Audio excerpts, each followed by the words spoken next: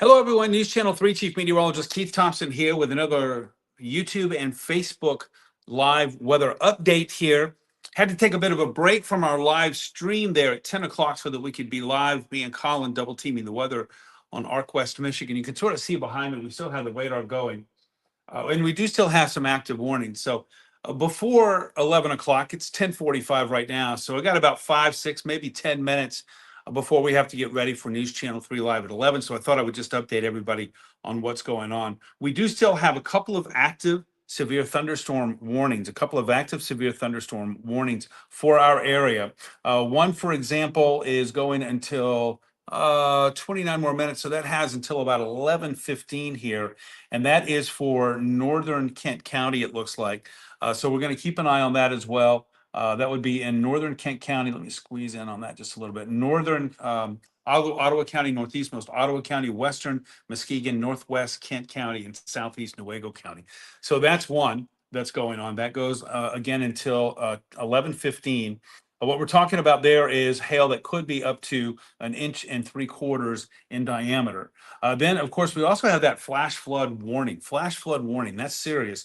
And that covers much of Ottawa County as well as a good portion of Kent County. It moves into northern Ionia County and southern Montcalm County, too, where there's been a strip of very heavy rain where we've had anywhere from around 2.5 inches, radar estimated, 2.5 inches to nearly 4 inches of rain. We have some photos coming in, by the way, on our Chime In page.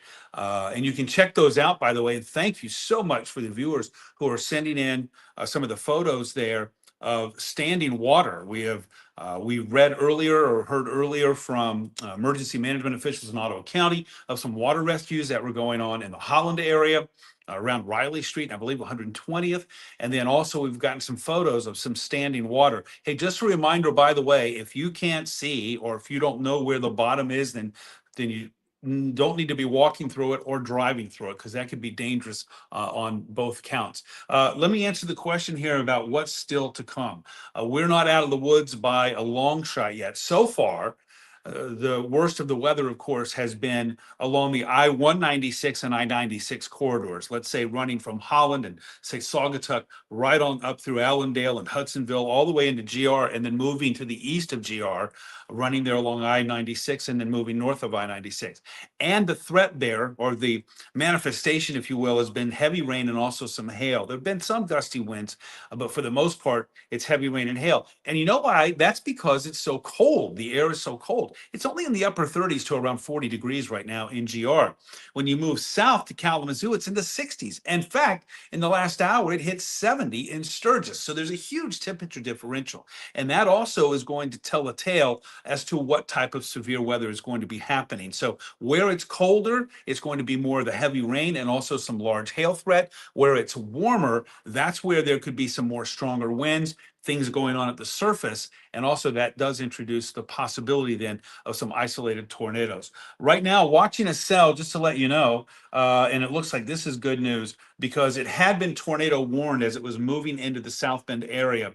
And it is now not tornado warned, just for a severe thunderstorm warning. So the folks in Cass County, their southern Cass County, can breathe a little easier.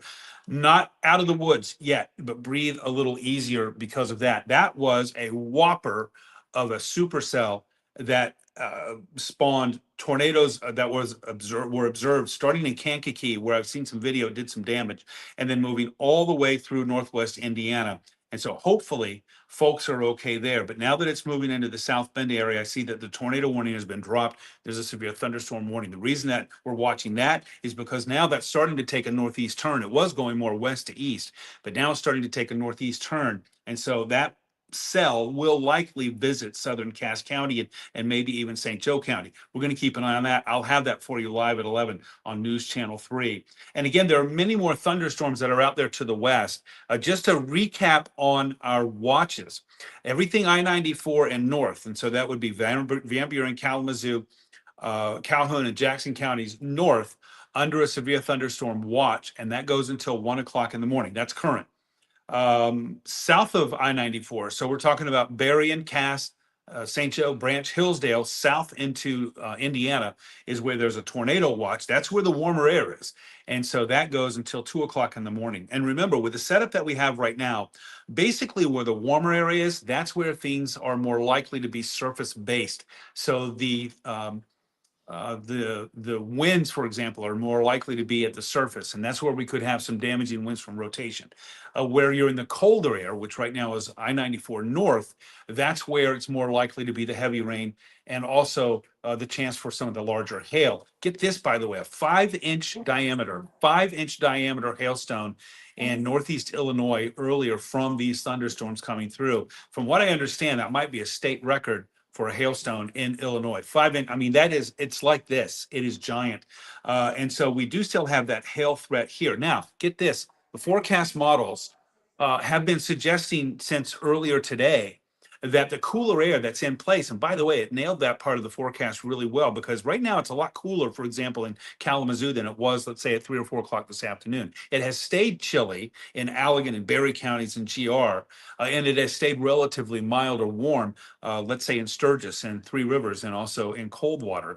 But the forecast models have been suggesting for a few hours short range that warmer air will eventually bubble up. So what right now is, say, 66 to 70 degrees in Sturgis, Constantine will eventually make its way up toward Three Rivers, where right now it's still quite mild, and then eventually to I-94. And if that does happen, then that will introduce the possibility for some strong winds at the surface and maybe even allow for some rotation with this next round of thunderstorms that are going to be coming in a little bit later on. I'm looking at a regional radar right now. There's a line of thunderstorms that goes from central Lake Michigan. I don't know if you can see it behind me. From central Lake Michigan here, it arcs all the way back to southeast of Chicago. So we've got to keep an eye on this as this moves forward. This is that cell that I told you about that was running South Bend. And then there are more thunderstorms back over here to the west. So we're going to double team the weather coverage coming up at 11 o'clock. Again, with Colin Rogers here, who, of course, was live on our Facebook and YouTube streams a little bit ago. He'll be joining in. And so I'm going to be showing you what's happening right now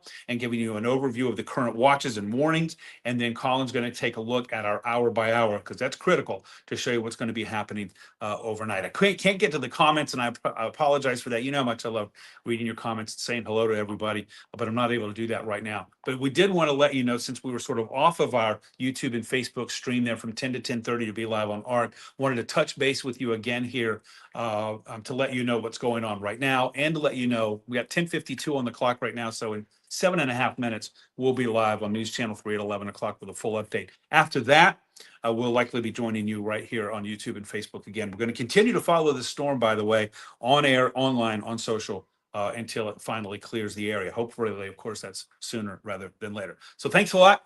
We'll catch up again at 11 o'clock. That's coming your way in 7 minutes on News Channel 3. We'll see you there. And then also live back here after we're off the air, which will be around 11:35. We'll rejoin you again on our live YouTube and Facebook streams. Have a good night, everybody. Let's stay safe.